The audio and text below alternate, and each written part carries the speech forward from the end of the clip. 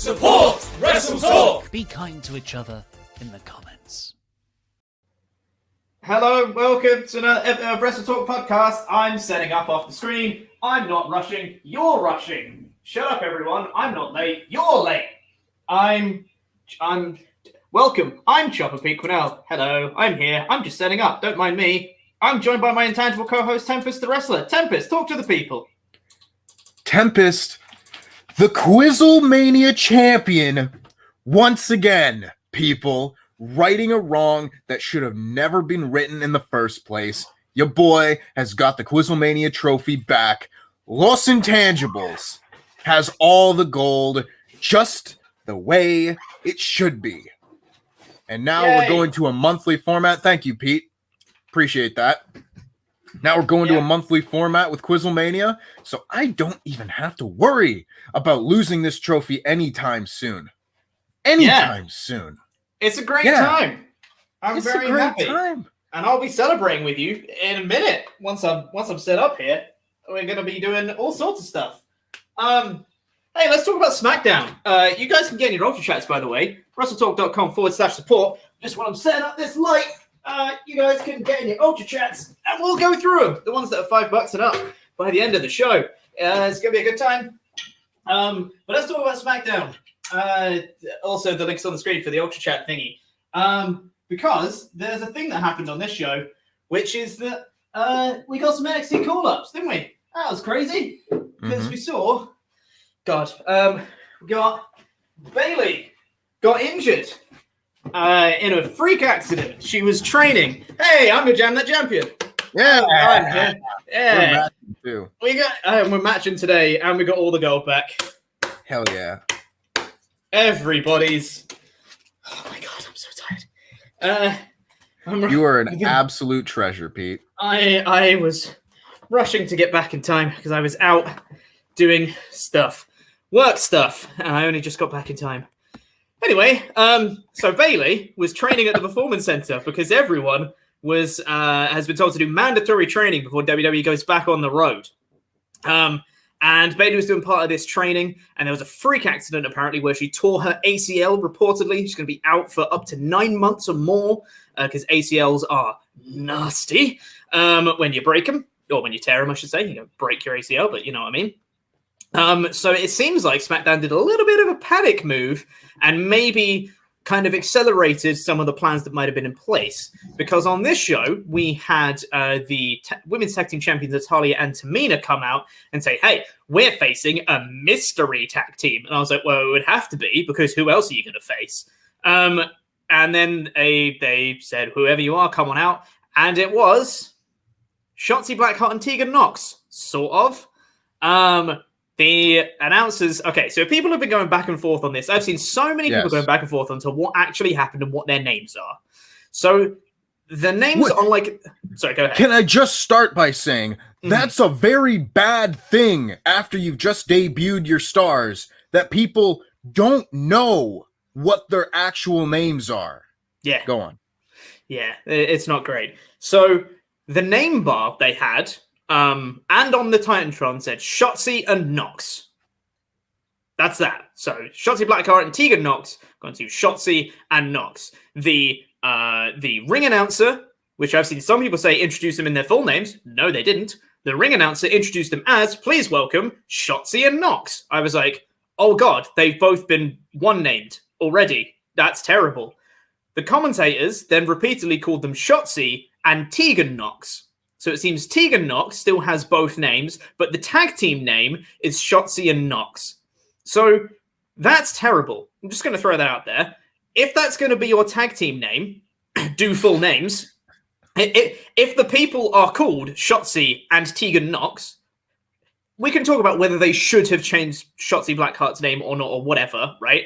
Different point. If the names of the people are Shotzi and Tegan Nox, call the tag team name Shotzi and Tegan Nox, or give them a tag team name, like like a name, like the Acclaimed or the Road Warriors, the Way. Like, give them a tag team name or give them their names. Don't do this weird halfway name of Shotzi and Nox, but one of their names is called Tegan Nox, and it just makes everything really confusing, which is why people are arguing about it online. Anywho, so Shotzi and Nox are here now from NXT, and they beat Natalya and Tamina in a few minutes in a non-title match. All of this just screamed main roster. The name change, these two just being randomly paired together, the slow-mo on the tank when Shotzi fired off the missile and they showed a slow-motion replay of the missile going through the air, just reminded me exactly of Matt Riddle's slow-mo flip-flops thing. It was just like, oh yeah, God, it's main roster, isn't it? Like, I said this in my edited review earlier today as well. I'm trying not to be too critical about this because this is the move we told them to do for ages. Like, you have no women on your main roster. Take loads from NXT. They've got loads. Sort out your main roster. So this is what they're trying to do, sort of. But it wasn't great, though, was it? Oh, man. See, you know how I say very often on this show that WWE has a bunch of, like, minus ones? Like, you take the -1 and a -1, and it's the commentary, it's the camera work, whatever, and it brings a decent SmackDown show, and you keep taking it down a bunch of pegs. That's exactly what they do with their call-ups. The idea of, let's introduce Tegan Nox and Shotzi Blackheart. That's good. That's good. And then you get a bunch of -1s throughout the whole thing. And it just, by the end, you're like, was that good anymore? And it still was. I'm glad that we're seeing new people on SmackDown because, for God's sake, there were 4 SmackDown women at the start of this show. Yep. On the whole roster, there were 4 of them. So that's an improvement. That's a vast improvement. I like that. Why? I will never, ever understand this obsession with one name wrestling names. Especially, like, there are some where, all right, you know what? It seemed stupid at the time, but going from Andrade Cien Almas to just Andrade, not that bad. You know, that's not that bad. Andrade's a cool name. It fits as a one thing. Same thing with, like, Cesaro is a cool one name one. I refuse to believe that her name is just Nox. I will reserve my judgment to see in the coming weeks to see. But if her name is just Nox, that is one of the worst wrestling names I've ever heard. Genuinely, that is like just a one peg below Slapjack. Just Nox, and it would be terrible.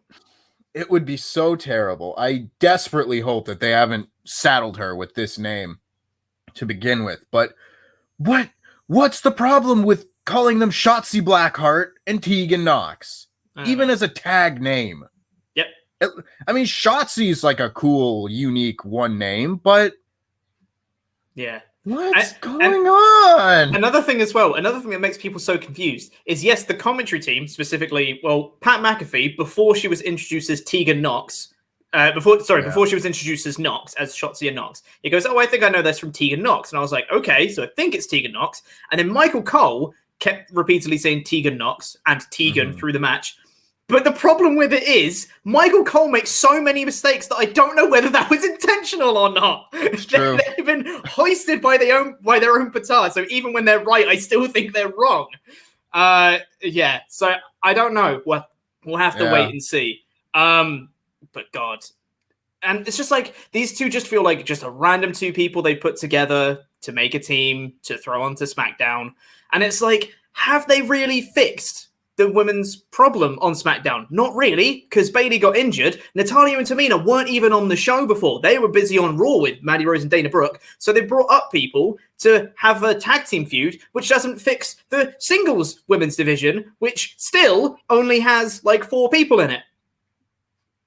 Great. Yeah. And now we got a vignette later on that Toni Storm's going to be debuting later. Again, amazing. They called her Toni Storm, not Tony or Storm, which would be the worst. Give it time. Give it time. And she's going to be debuting by herself. Great. She's going to be going into the singles division, it looks like. Great. That's all good. Like it. Coming soon. When? Do it now. You need now. Do it now. You need people immediately.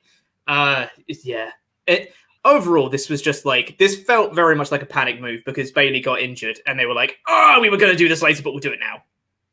Well, I mean, by all accounts, this was a panic move. This was absolutely a panic move because WWE isn't prepared for things.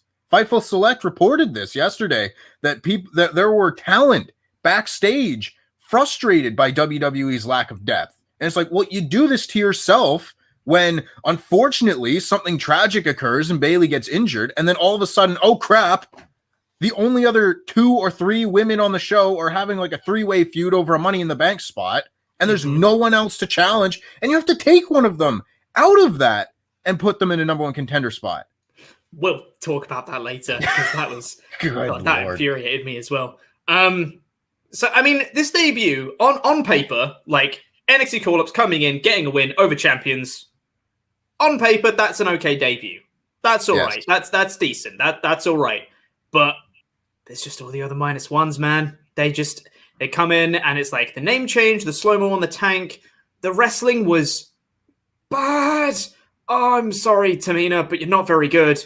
There was a horrific botch that I saw on Twitter, which was so funny. Well, I mean, I saw it on the show, but I saw a GIF going around on Twitter of them completely whiffing a super kick where Natalya tried to catapult Shotzi up into her, and Tamina just didn't hit it at all, and then had to readjust and like sort of kicked her in the stomach, but not really. Oh, wasn't great. Are people still going off for Tamina? Or I don't think so. That died down just like I kind of said it would? I think the fad's gone. Shouted down. It's like, oh, we love Tamina. This is a genuine. She's so over, guys. You heard her at WrestleMania. She's so over. Come on now. Yeah. Well, I would like to see Toni Storm enter Money in the Bank now because they've got an extra slot open. I think it'd be cool to see Toni Storm in the Money in the Bank match. I don't know whether they'll do that. Excuse me. Sorry, I'm just gonna have to bring this up. Bonus, baby. Pete's just now figuring out Tamina's back. No, I'm not just figuring that out now. No, because we've had to tiptoe and stand on eggshells for months because anytime we've said that Tamina's bad, everyone's gone, she's a legend of the industry. Thank you very much. She's great. She's so over. And we're like, guys, it's Tamina. She's not great. I know there's nobody meaner, but guys, it's Tamina. Yeah. Anywho, I'm getting myself worked up about this. Yeah. Like you said, on paper, the debut is good. That's a step up for this division. Yes. You could have put Aaliyah on, and that's not true. I wouldn't have been happy to see Aaliyah. But you could have put like much lower level stars than what we got on this show from NXT, and I would have been like, oh, fresh air. Thank God. Yeah. I just wish that you could do it properly. I don't think that's too much to ask, you know? And I don't want to compare things to AEW. Oh, here we go. But we just got a really cool AEW debut. To be fair, and they've got fans. I will give them that part. AEW, yeah. 1, they have fans, which makes a cool debut. 2, they did have a couple of lackluster ones before that. Andrade's one was a bit meh. Mira's one was a bit meh. But you know, they can turn things around and we give them time, and they normally turn things around. But like, this one was. I just saw a great one. Yeah, I just saw a great one. I want that feeling all the time. Yeah. Anyway, let's see what you guys thought. Let's get into some Ultra Chats here. Get in your Ultra Chats, WrestleTalk.com/support. We'll read out all the ones that are $5 and up by the end of the show. Zachary T. Robinson says, not 100% if Nox has been single named. The SmackDown page on WWE.com says Shotzi and Tegan Nox defeated Natalya and Tamina in their SmackDown debut match, but then immediately refers to them as Shotzi and Nox. So maybe Shotzi and Nox is the team name. Yes, I think that's where we're at. Shotzi and Nox is the team name, which is bad. It's a bad team name. Just good. It's a bad team name. If their names are Shotzi and Tegan Nox, call them Shotzi and Tegan Nox. If you're going to have the team name be so close to their actual names, it just gets confusing, which is why we're having this conversation in the first place. Well done, WWE. 69 intangibles, Sadie Deegan. As always, thank you very much for the 69s. What's up, beautiful boys? So, Shotzi Nox, I guess they're a tag team. Also, why debut them here? Carmella's lost her last 2 matches, yet she's getting a title shot? I am confusion. Love you guys. Hashtag LOW444life. Hashtag repetitive is the new long-term booking. Sure is. Yeah, great. That's someone we didn't even mention. Yeah, Shotzi's got a tag team partner on NXT. She's called Ember Moon. Yeah. Like, yes, Tegan and Shotzi had a brief run as a team. Mm-hmm. That still doesn't make this make sense. No. I think that's an important part. It still doesn't make any sense. Tegan just returned on NXT and is doing something else. Shotzi has a tag team partner. What's going on? It's just WWE booking. Yeah. Charles Berg says, I feel like whenever someone comes from NXT, it's more of a demotion than a call-up. Michael Cole made me laugh when he just coldly says, Baron looks awful. Cole may get hate, but truthfully, he is actually good. But he's a pro and does what the boss wants. I kind of agree with that. Kind of. I agree with the first half. I also laughed when he just said, Baron looks awful. I thought that was funny. There were some funny moments from the commentary on this team, or on the show. But he does what the boss wants, but a lot of people do what Vince McMahon wants, and this show is still terrible a lot of the time. I don't think just doing what Vince McMahon wants makes you good. Might make you good at doing what Vince McMahon wants, but there is a difference there. Yeah, I agree with that too. David Evans says, hi lads, I'm happy for Tegan, who's been a favourite of mine for a number of years, having watched her here in the UK and the likes of Attack Pro Wrestling and Fight Club Pro. I hope she can now stay injury-free and have a long, prosperous career in WWE. I do as well. I really like Tegan Nox. I think she's great. I think she's got a lot to offer, and I'm hoping, she can do some great stuff for the main roster. Just really hope her name doesn't get changed to Nox. Absolutely. That's something I want very badly, is just for Tegan Nox to have like an amazing run from here, just going forward. She's incredibly likable. She could easily get over as a babyface in the main roster if they give her the proper push and the proper time. Prince of Strong Style says, hello lads, I really hope Shotzi and Tegan's call-up is just a short term for Money in the Bank, similar to Gargano and Ciampa, as I don't want them being ruined by the main roster. NXT forever, please. Also, why no Ember and Shotzi? They're an actual team. I would guess probably because Ember Moon doesn't want to go back to the main roster. Probably. Maybe because Ember Moon has been in NXT for about a year now and has done diddly dick. Yeah. Sweet FA. That's absolutely nothing. I don't want it to be a short-term call-up. I want this to be a proper call-up because SmackDown needs women really badly. So, hopefully they can start doing stuff. Even if they stay a team, if they can move away from Natalya and Tamina and still compete in the singles division while still being a team, that would really help the singles division as well. Be a good time.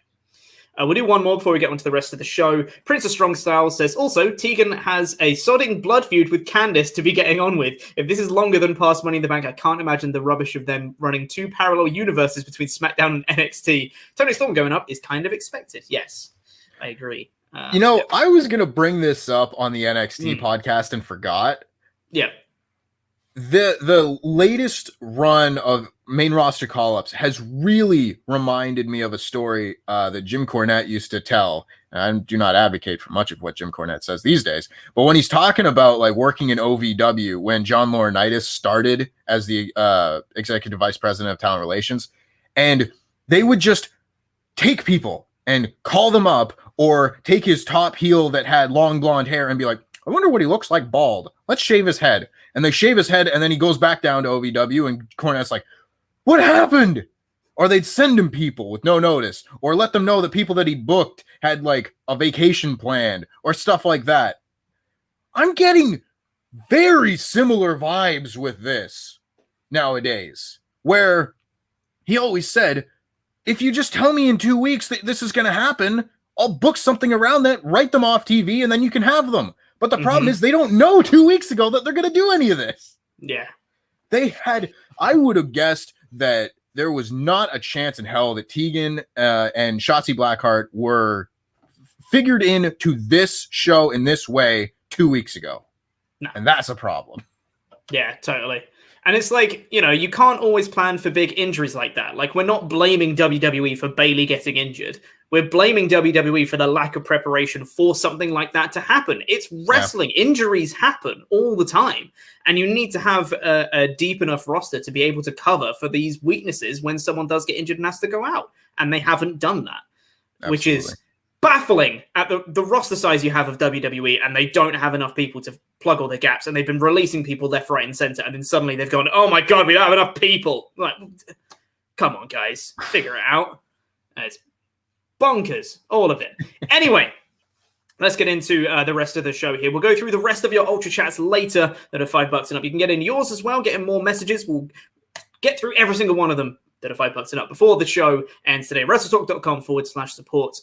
Get those in. Let's get on with the rest of the show, though. We started off with Jimmy Uso. For me, Jimmy Uso was the biggest question mark coming into this episode because I didn't know what they were going to do with him, whether he was going to be on the show, how much they were going to address what happened, whether they were just going to completely ignore it and just plow on.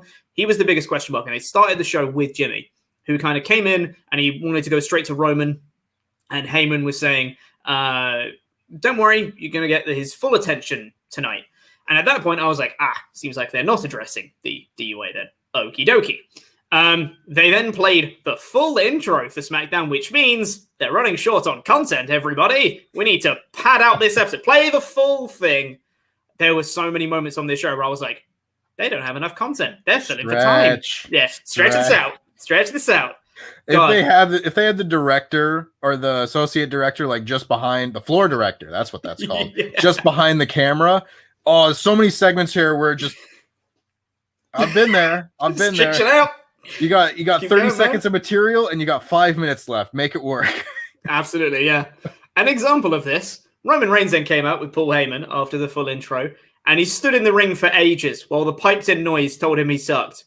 It was a good minute of him just standing there, just being like, oh yeah, all these people are telling me stuff. It's like, no one's saying it. The WWE is just piping in this sure, whatever. Yeah. And then that's when I wrote my note of, wow, this is going to be a slow show. They don't have enough content to fill the show. That's why they played the full intro and why Roman takes ages on his promo. Yeah. Promo, at least. It was a good promo. Roman just being there, and he kind of justified. He was like, anyone who's been in a fight, there's that moment where you get scared. Yeah, Edge was right. In that moment in the crossface, yeah, there was a little bit of fear, but I did what I always do. I overcame that fear, and where did it get him? I stacked him, I pinned him, and we made a t-shirt out of it. I'm the best. Was basically what Roman says. I thought it was really good. Justified exactly. And he was like, yeah, Edge is right, but it doesn't matter. He chose a really weird thing to hone in on there, but okay. Which made me laugh when later on Edge is just like, oh, look, see, he was scared. I'm in his head. It's like, no, he already addressed this, Edge. He already said he didn't matter because he overcame. Sure, whatever. But then Jimmy, he's doing his best, yeah. He's doing his best. And then Roman says it's time to take care of business. It just turns around and Jimmy Uso comes out. I guess telepathically knows it's his time. He comes out and says he demands to know where Roman was last week. And you and I both said last week, I really hope that Roman was off getting Jey Uso back on side. And guess what? He was getting Jey Uso back on side because that's exactly what he should have been doing. He was like, I did what you couldn't do. I did what I need to do for the family. I went and got Jey Uso, and now he's back. Jey Uso comes out, and he's like, hey, yeah, I'm back. I'm not back for you. I'm not back for you. I'm back not for any one of us. I'm back for the family. For all three of us.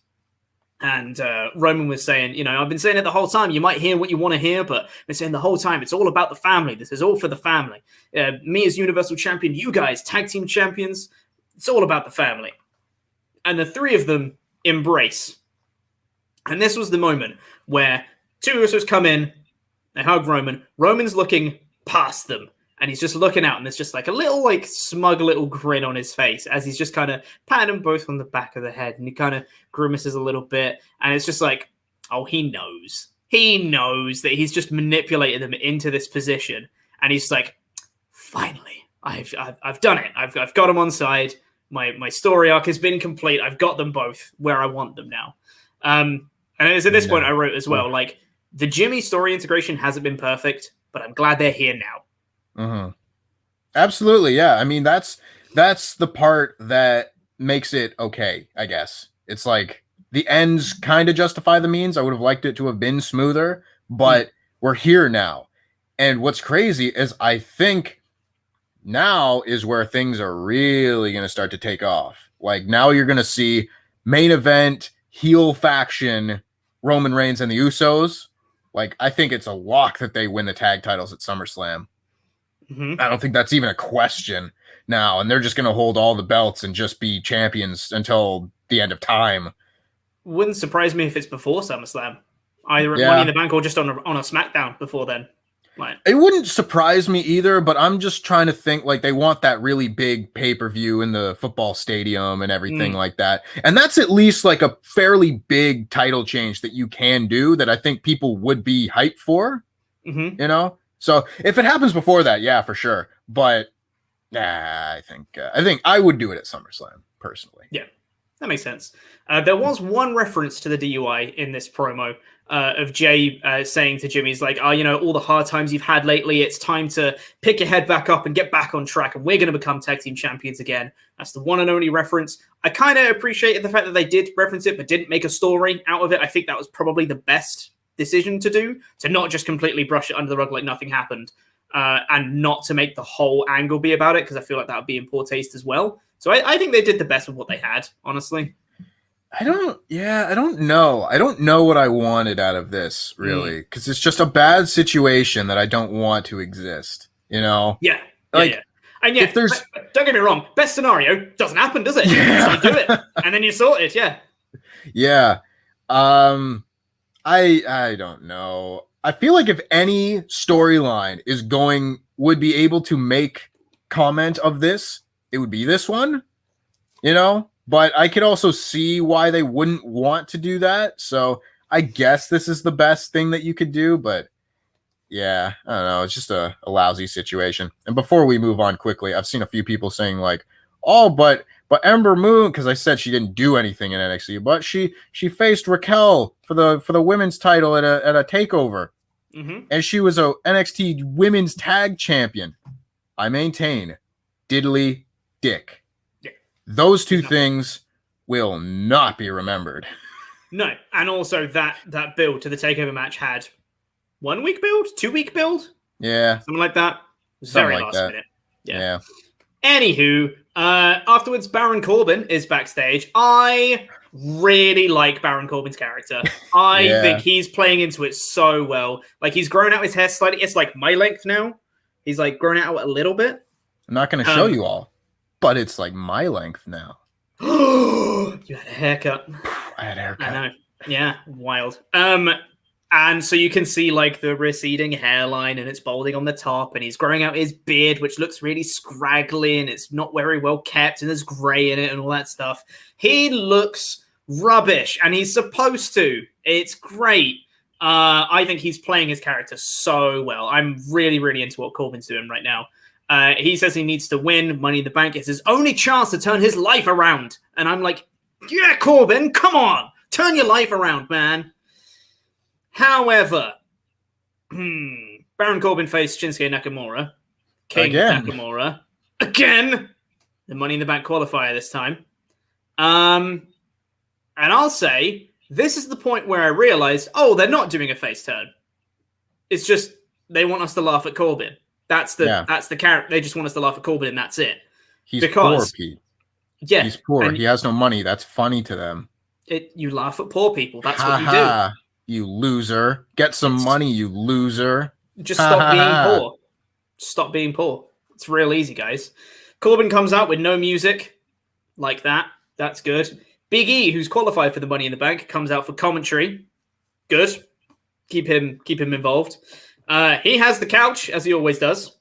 I want to know who's in charge of the props for Big E's segments. You know? Just don't question it. They're just there. No. It's great. I need to know how this process comes together.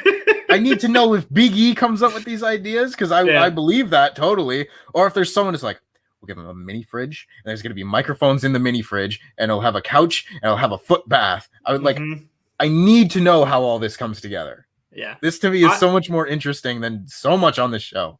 I reckon a lot of it is Big E. This feels like a very Big E thing for him to be like, give me a couch, give me a mini fridge, give me a foot massage, I'll take it. He's on the couch. He invites Pat McAfee to sit with him on the couch. And Pat McAfee, Big E, Rick Boogs, and Nakamura all just rag on Corbin for basically the whole thing. Nakamura and Boogs arrive in Corbin's car that got towed away last week. They bought it at an auction, so then they drive it in because they're dicks. And they come in and they start doing the match. Initially, Biggie and Pat have live mics that you can hear all around the arena, and they're just like, oh, look at his hairline. Isn't he awful? God, I'd hate to be Baron Corbin. And it's like, oh, you're also dicks. Okay, cool. After the break, it changes so that the mics are just like commentary mics. And it can't be heard around the arena, but you know. And Corbin attacks Nakamura before the bell because he's still the heel, everybody. Boo Corbin. Laugh at him. Laugh at his misfortune, which is not what I want. I want to cheer him because he's being bullied by everyone. Like, not even just Nakamura and Boogs at this point, by everybody. I want to cheer this man. And he lost because, of course, he did. Tell you what, though, there was a really interesting spot in this match where I was like, maybe they are doing a face turn for Corbin, because Shinsuke had a triangle choke in. Baron Corbin slowly, very slowly powers up Nakamura, slams him onto the mat, and Nakamura just keeps the triangle choke on, doesn't let go. And I was like, that's a cool spot. And Corbin tries to get up again, and he just can't do it, and he just kind of falls down again, and he's passing out in the triangle choke on there. And I was like, that's babyface fire from Corbin. That's a babyface spot. He's trying to fire up, and Nakamura's being the tenacious heel and holding on to that submission, and he's not letting go. And then he just released it and hit a Kinshasa and won, and I was like, oh, okay. Well, never mind, I guess. But there was a hint, and I was like, maybe they're doing the Corbin face turn, but they're doing it really slowly and really badly. Yeah. They're not known for their great face turns, I will say. I didn't have too much of a problem with the finish. I think the men's Money in the Bank lineup is fantastic. The lineup for this Money in the Bank is genuinely very exciting. And I know Shinsuke Nakamura isn't what he was and everything, but still, I would be more excited to have Nakamura in there than Corbin, just from like a work rate point of view. So I didn't have too much of a problem with that because I want to have a good time watching the Money in the Bank ladder match. Like, that's supposed to be like a really cool, fun, big match. I think we were very excited to see where this could possibly go last week, where it seemed like they were doing a few like really good little moments with this. It felt like they were heading in the right direction. Again, the destination I can see on the horizon, and it's terrifying, but it felt like they were doing a good job. Here, I feel like we're losing the plot with this. Like, I don't know what we're actually doing, because I don't know that he's turning babyface.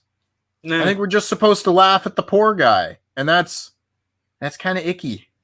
Yeah, it's not great, is it? Look at him. He's poor. He's lost all his stuff. Yeah. It's not ideal. I just wanted to turn face. I want to cheer this man. I want him to overcome all his adversity, you know? Yeah. That's storytelling, you know? God. Anyway. So Nakamura is qualified for Money in the Bank. And we got Jimmy and Jay Uso backstage. And they're kind of like, hey, man, I'm sorry for what I said. Don't worry about it. It's all good. You know, we fight and we make up with brothers. It's what happens. We used to do it when we were kids. And then Jay says, hey, do you want to take care of business before Roman has to? And I was like, ooh. Spicy. Jay kind of thinking for himself, not with Roman. What's he gonna do? They don't do much, but they tried. We'll get to that later. Natalya and Tamina then faced Shotzi and Nox. God, I just reread my notes for it. How can you make me hate it so much? They win, but I don't care. God. Yeah. Ooh. Is this the first time that Tamina and Natalya have been on SmackDown since they won the tag titles? Because I feel like it might sounds about right. That sounds... Yeah, they've not been on it much. If it has been like once or twice maybe since they won it. Yeah. I didn't care at the start when they won the tag titles, but I really don't care now. No, exactly. Then after that, Sonya Deville came out to announce Bayley's injury. Oh yeah, Tempest, it's time. I didn't use this show while I was watching it. No, it's just now when you go back and you're like, God, this was really bad, wasn't it? Sure was. To be fair, there's some good stuff coming up. But Sonya Deville comes out, announces Bayley's injury, and says she's out training as a complete accident. She's out for at least 9 months. And then she threw to a promo from Bayley, which I really appreciated because Bayley is such a professional that she still was just like, don't feel sympathy for me. I'm still a heel. Stop being nice to me, everybody, was basically what she said, but she didn't say that. She's like, this is all your fault. Because obviously, like, everyone loves Bayley. Like, behind the scenes, apparently she's a lovely person and she seems like it. The whole wrestling community has been like, Bayley's the best. Send her all the love and all that stuff.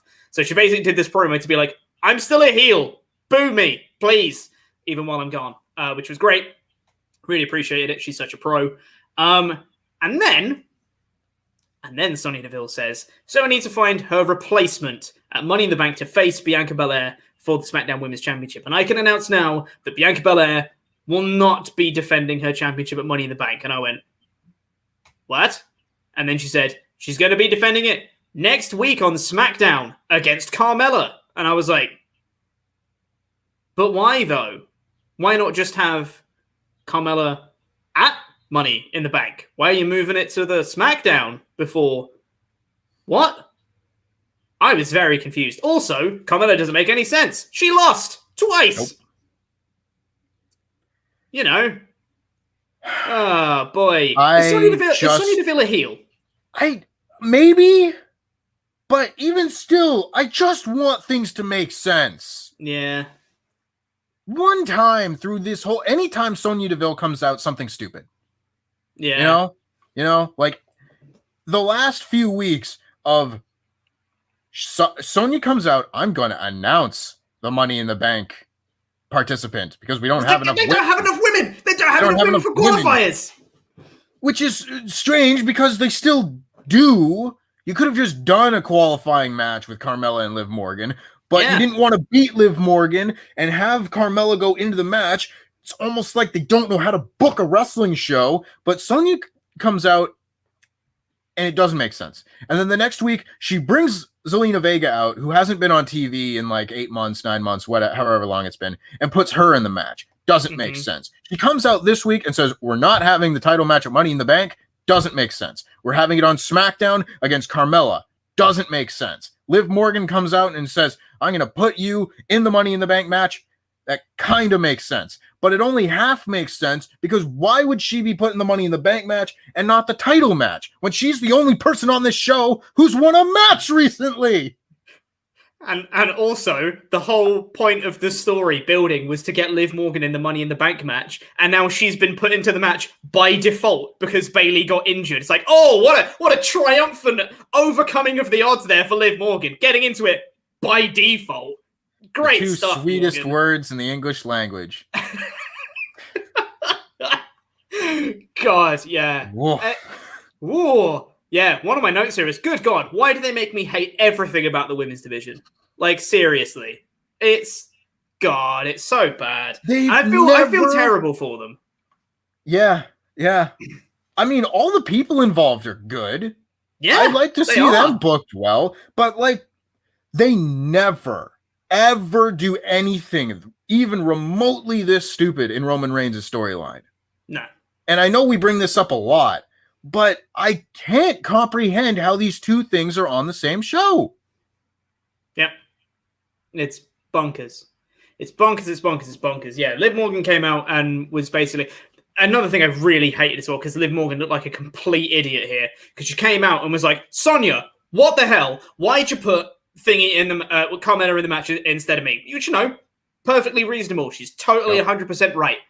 And then Sonya Deville fires up, taking a page out of Stephanie McMahon's book of just being the authority figure that never gets comeuppance. It just runs down the roster because you can, right?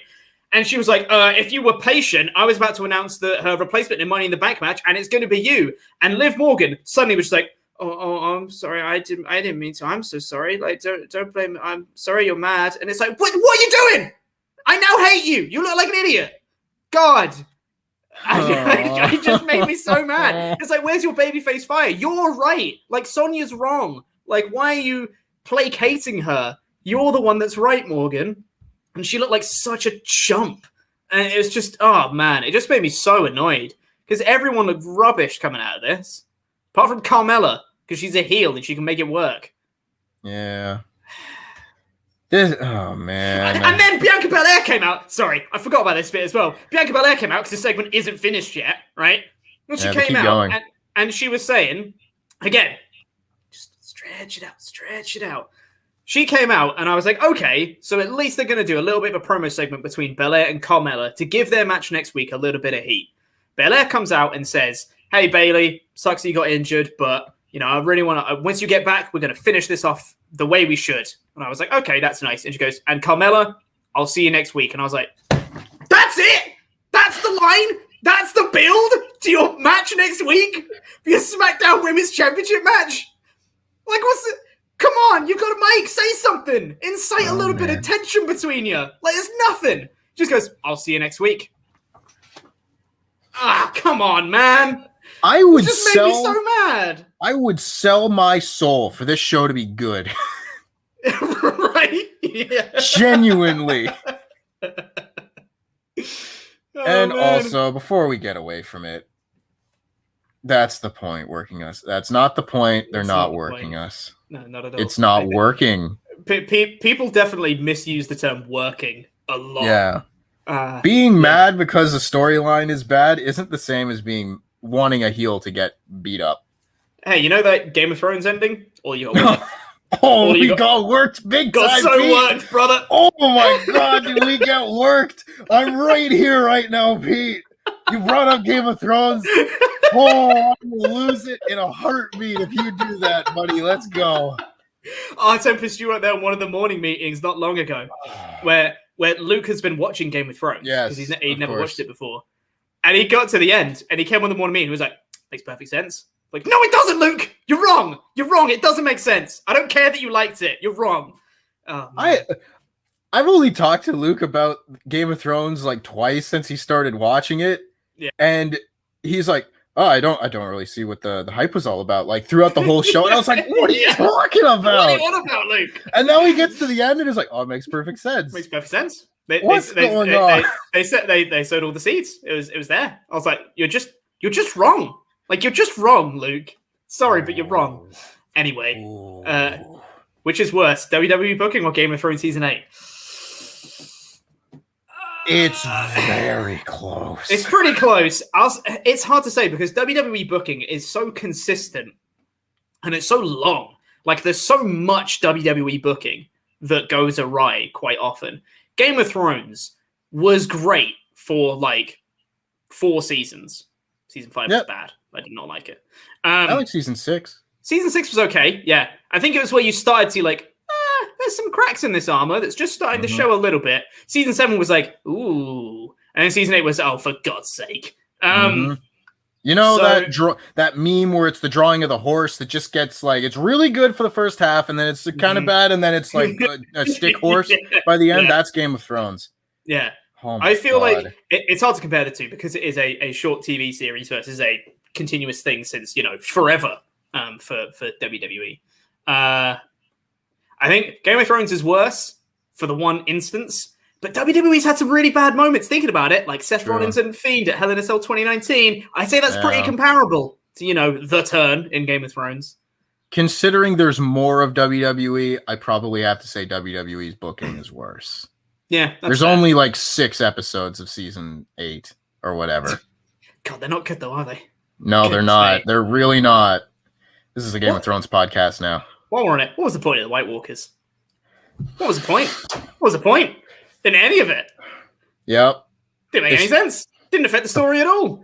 The first thing you see in the entire show are these stupid ice zombies. And then you just get shanked by a young girl. Yep. And all died. Stupid.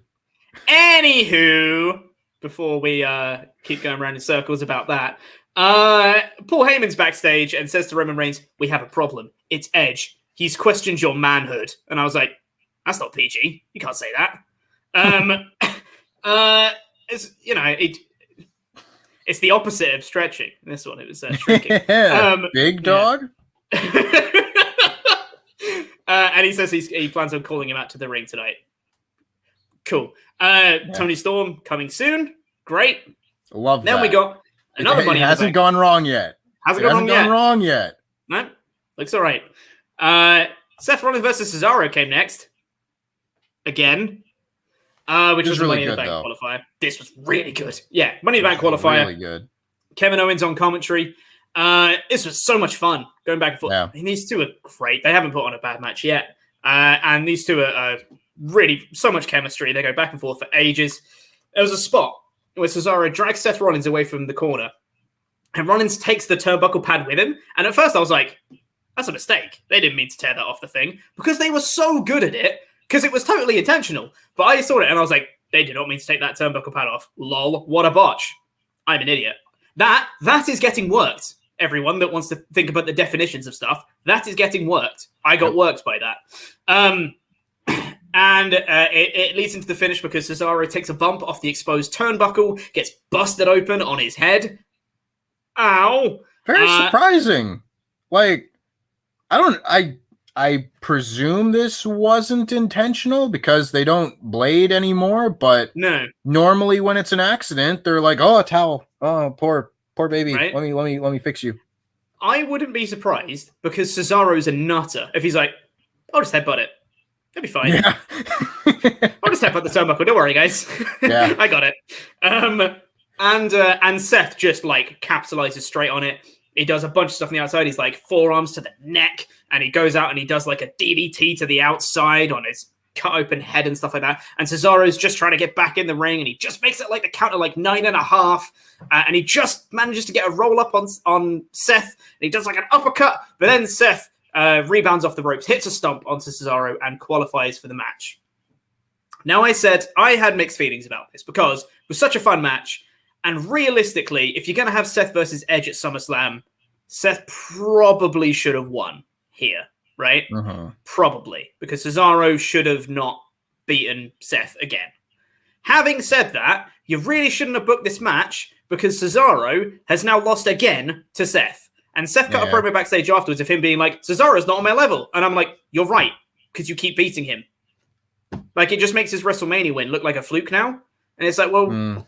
What was the point in the whole Cesaro thing? Surely have Seth beat someone else that's not Cesaro because you want to protect him.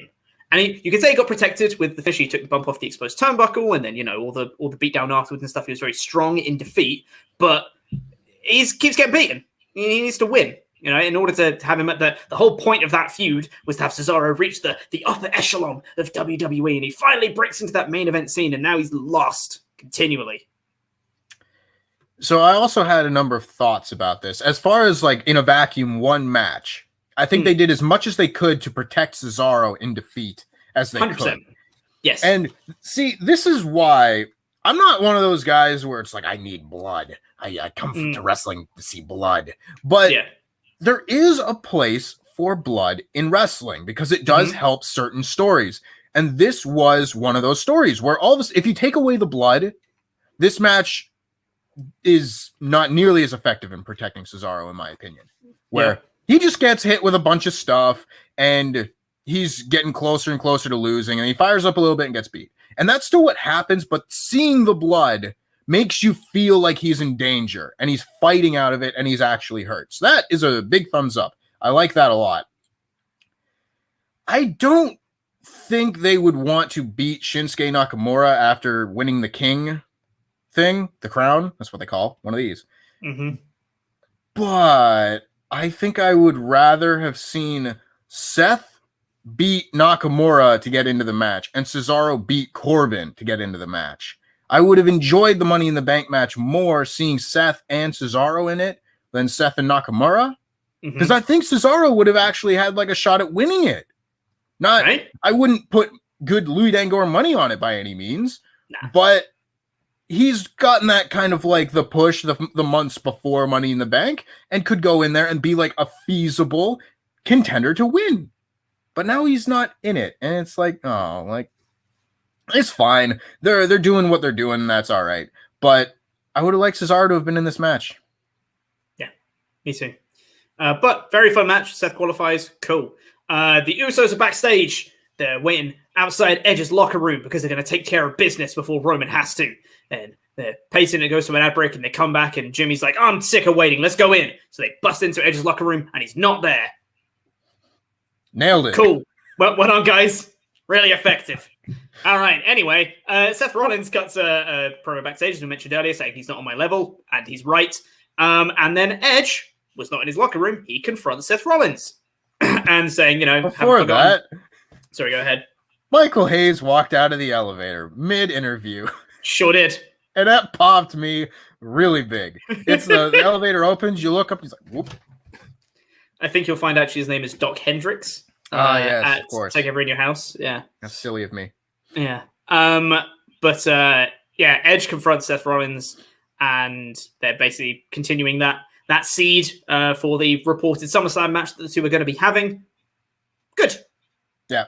Liked it. It's good. Good job. I think Edge is doing the best with what he can with everything he's given right now. Yeah. Like, the story doesn't make a lot of sense. And that's not his fault. He's not writing it. But the story doesn't make a lot of sense. So he's going in there and trying to make sense of it with his promos.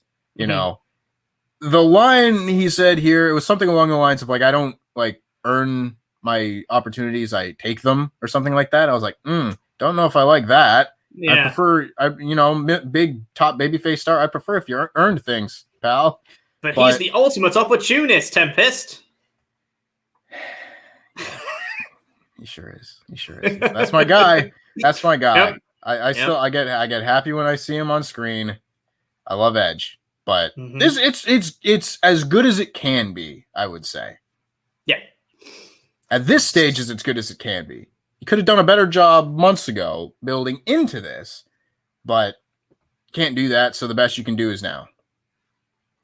After that, we got a recap of Otis being destructive, and Gable cut what I thought was a pretty good promo of him just being like, hey, everyone needs to be on notice. If you step to the Alpha Academy, you're going to get beaten because Otis is my number one guy. And Otis, they do, of course, time for an Otis promo. So they do the close-up and he says, I'm going to destroy everyone. Great. Thanks, Otis. Yeah. I'll be honest. Every time they do one of these, I don't know why, I just keep thinking of Batman 89. He's his number one guy. It doesn't work out well for the number one guy. Spoilers. No, it doesn't. I thought it was all right. You know what? I don't hate this Otis character. It's all right. I like it. Yeah. Like, it's not... I think Otis as the poppin' babyface was probably better before they, ruined it. But I think he's fine. He makes a convincing heel. Mm-hmm. He's all right. He's big. He's big. He's very wide. I don't know. They don't have a lot of heels on SmackDown like him. So it's different.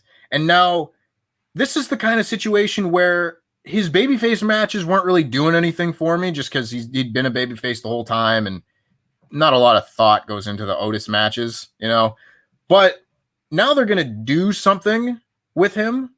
And his matches are going to be different from other people's on the show. Yeah. That's good. That's good. I like that. And I like Chad Gable. Chad Gable's doing stuff. He sure is. Really like Chad Gable. He's a good lad. Yeah. And then we got the final segment. We got the announcement that it's going to be Belair versus Carmella next week for the title. And it's also going to be a fatal four-way from the four guys from the SmackDown side who are going to be in the Money in the Bank match, which is Owens, Big E, Rollins, and Nakamura. That should be a lot of fun, probably. Should be. Who's going to pick up momentum going into Money in the Bank? Because momentum is the most important thing in WWE, apparently. Yeah. I always find it weird. There was like a long stretch where they never did triple threat or four-way matches when there's nothing on the line. Mm-hmm. It just feels like a match like they're fighting for something. But when it's just momentum, it's kind of weird. When you consider that wins don't mean anything in WWE, it's like, all right. It'll be a really good match, though. And it'll be something different from what we've been seeing, which is a definite thumbs up. It's not Big E and Apollo Crews. Awesome. You say that. Apollo's probably going to get involved. Probably. No. Nigerian nail to Big E mid-match to cost him the match or something. Oh, no. It's going to be awful. We got the main event segment, which was Edge calling out Roman Reigns, throws to an image of him doing the crossface to Roman Reigns and to Jimmy Uso and be like, hey, look, he's scared. And he was like, we know, he said that. And he addressed it and said, I was. Cool. Edge, I've written here, Edge calls out Roman, but I'm not entirely sure why. Like, why is he calling him out to the ring? Did he want to fight? Because they're fighting anyway at Money in the Bank. Why do you want to fight him now? Like, what? Why are you calling him out, Edge? He's like, come on, Roman, let's get out here. Let's do this. It's like, what? Why are you calling him out? They didn't really explain that. Hey ho, it's fine. Wasn't something that I'd thought about before, but now that I do, I don't know what the goal here really was. You know, I don't know. Like, they kept saying he wants to pull Roman's Punk card. It's like, okay. You guys call his bluff. You fought a couple weeks. What's he bluffing for? I don't know. Is it just that you won't face me without your cousins around? I think so. I think that's what it was. Yeah. Who knows? It's weird. You've already got a match of Money in the Bank, Edge. What you doing? Who knows? Roman is backstage and says to the Usos, I want to handle this alone. Stay back here. He goes, and then the Usos almost immediately go like, we should go out. So then they go out. What are you doing? Why'd you do that? Jay. It's Jay again, wanting to act for himself. Bloody Jay. And then I said, Roman says he wants to handle this alone. And then I wrote, I'm not entirely sure I understand this setup, but okay. And they start making their way out. The Usos music hits, and Roman is pissed. He's standing kind of near the ring. He's like, guys, I literally just said, stay backstage. What are you doing? But then they don't go away, and they still stand by him. And then he says, don't do anything. I'm going to go handle this. He gets in. Him and Edge start brawling. The Usos look like they're going to get involved to get up on the apron. But then the Mysterios music hits. So then they turn around to the ramp. But then the Mysterios come from behind with chairs. Clonk onto the Usos. Everyone starts brawling. I think the Usos get the upper hand a bit. But then they get double 619'd. It was kind of big messy brawl. And it ends with Edge, Jimmy, and Jay in the ring. And the Mysterios. And Edge doing the crossface to Jay and Jimmy with the bit of the chair thing that's becoming his thing now. To Jimmy and Jay. Now, on its own, fine. So it's a whatever segment. I loved the little details in this. I loved the little things. Roman and Jay were wearing white. Jimmy was wearing black. Ooh, I love it. It's just a little bit. It's just a little bit. And it's intentional because Roman does not normally wear white. I believe that is an intentional choice to have those two wear white and Jimmy wears black. So it's like, so he's still he's in a little bit of dissension. Maybe he's not quite there yet. You know, I really like that. And the bit that I liked even more, Jay never tapped in the crossface. Jay never tapped out. He passed out from the crossface and the chair leg in his mouth. And Jimmy was tapping immediately. It's like, oh, this just sums up both these two perfectly. Because Jimmy was tapping last week. He was tapping here. And Jay didn't submit in that Hell in a Cell match with Roman. He only quit when Roman started attacking Jimmy. It's great. I love this. Continuity in characters matters. And this was great. But then, once again, stretch it out, guys. Stretch it out. Kept going. Just I kept thought going. they were going off the air. I checked my phone. There was like 3 minutes left. Yeah, they did stretch out a bit more. So they played a replay of everything that just happened. And then Edge did some more crossfaces while Roman's like on the ramp. And then the show went off the air. It was like, that did not need to be that long, but that's okay. It was good. It was all right. You know, Edge still looks very cool. Solid good. Yeah. It wasn't amazing, wasn't great. I also really love the little details because I love subtlety and nuance in my storytelling. Yeah. If you've seen my video on Roman Reigns, if you haven't, go to Tempest the Wrestler and watch my video on how WWE fixed Roman Reigns. I love subtlety in my storytelling. Like, they don't beat you over the head with these details, but you see Jay pass out and then you see Jimmy tap out, and even just subliminally, it explains their characters in little details, not the big, over extravagant character moments. Those are fine too. You need those, but it's these little things that makes them real. It's these little things that makes them real characters. Yeah. Love that. And I also really like seeing Edge and Rey Mysterio aligned. That's like proper SmackDown 6, 2002 era stuff. I like that. I like that a lot. It just the first pay-per-view I ever saw was Edge and Rey Mysterio for the World Heavyweight title. So seeing them together, I was like, hey, I like that. And I don't remember who it was, sorry. Christoph Bainey says 6-man tag with Edge, Mysterios, Roman, and the Usos. I think that would be a fantastic main event for next week, the first show with fans back. Yeah, I'm with you.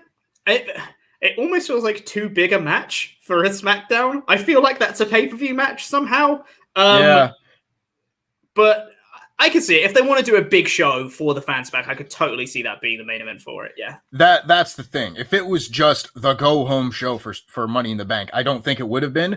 But because it's the first show with fans back, I think they'll want a big main event, and that would be a really big main event. You could beat beat Jimmy Uso. Keep going to send. Oh, possibilities. That'd be good. That'd be great, yeah. So yeah, it seems like they're going to be teasing. God, we've run over time. We've already hit an hour. Whoops. We're not on Ultrachats yet. Whoops. Sorry. We got too sidetracked talking about Game of Thrones. And it looks like they're going to be building Mysterios versus Usos for the tag titles again. Good. I want them to win it. I want the tribal family to hold all the gold. I think that'd be really cool. So overall, there was a fair amount of filler on this episode. Some of the segments just stretched when they really didn't need to. The Roman stuff I felt like got back on track a little bit this week because it's been a little bit awry for a few weeks, so that was good. Getting Mysterios versus the Usos for the tag titles, which I'm all for. Some really solid wrestling. A really disappointing debut. 3 out of 5. I think it's a solid 3 out of 5 show. Like, there was some good stuff. I loved the Rollins and Cesaro match. That was just such a fun match. But yeah, it was just kind of like a meh show for most of the first hour. Yeah, I agree. I'm definitely not just saving the poll from the community tab right now so I can save it and bring it up on the screen. I'm organized. So a lot of people agree with us at a 3 out of 5 show, 56% right there in the middle, 21% going higher with a 4 out of 5. It seems that was the general consensus. It was an all right show. I'm looking forward to next week. I'm really looking forward to having fans back. I hope it's going to enhance WWE a lot. And I'm hoping against hope. I think it's a terrible idea what they've done, by the way, of just like, well, we're just going to do our good shows when the fans come back. It's like, just do good shows all the time. But hey-ho, if they are going to wait for their good shows until the fans come back, God, I'm really looking forward to fans coming back because I want some bloody good shows. I'll be honest with you. Just like seeing everything that happened on AEW this week with their big, like, hey, we're in Miami, we're away from Daily's place, here's this amazing show, and everyone's like, oh my God, I love AEW. I want that again for WWE. Probably won't be the same kind of feeling because I don't love WWE in the same way that AEW is great, but you know. Anyway, before we get into Ultrachats, we've not even done Patreon shoutouts yet. God, we're going to go long today. We got to say thank you to some very special people, and those are our $25 and above Pledgehammers over on Patreon. If you've not been to our Patreon page yet, you should. Patreon.com/WrestleTalk. So much bonus content over there. Loads of exclusive stuff. WrestleTalk Extra, WrestleTalk After Dark, your own personalized shoutouts. You get your own custom wrestling nickname, and it gets read out on a show much like this one if you pledge at the $25 or above tier. So, thank you to... I don't even have them up yet. God, I'm so organized. Jack Daniels on the Carl Rocks. Yeah. Spoke in class today, Jeremy Smith. You sure did. Thank you very much. ... Dive, Dylan Cachetta. Woo! Yeah. Thank you. LL Cool J Pause. Yeah. Thank you very much. Pick him up, Loot Sponge. Yes. Thank you. Michael Mark for Life Plowman. Yeah. Thank you. The intellectual savior of the masses, Damian Campbell. Yes. Thank you. The man who wears the gold, the man recognized by SWAF Nation International as the 24/7 champion, our legend. Yes. Thank you. Golden Nick Holden. Yes. Thank you. Don't impede Scott Peden. Yes. Thank you. My Immortal is my favorite song, Mashy. Yes. Thank you. And the real boss, Matt Robinson. He is the realest boss that there is. It's boss time when Matt Robinson's around. Thank you very much, all of our... Oh my God. Oh, that's starting again soon. I've made you sad. Let's get into the rest of your Ultra Chats here before we get out of here. Last chance to get those in. WrestleTalk.com/support. We'll be getting through all the ones that are $5 and up before the show ends right now. Let's get onto these ones. Blake comes in to say, I saw someone post that beardless Otis looks like Majin Buu from Dragon Ball Z, and now I can't unsee it. Yeah, hit him with the Super Boo Boo volleyball. Oh, that's good. That's very good. I'll give you that one. Eternal Blue says WWE has new talented women to ruin in a division nobody has cared about since the Iconics lost the titles. Oh joy. AEW put on a superb show and WWE responds with a wet fart.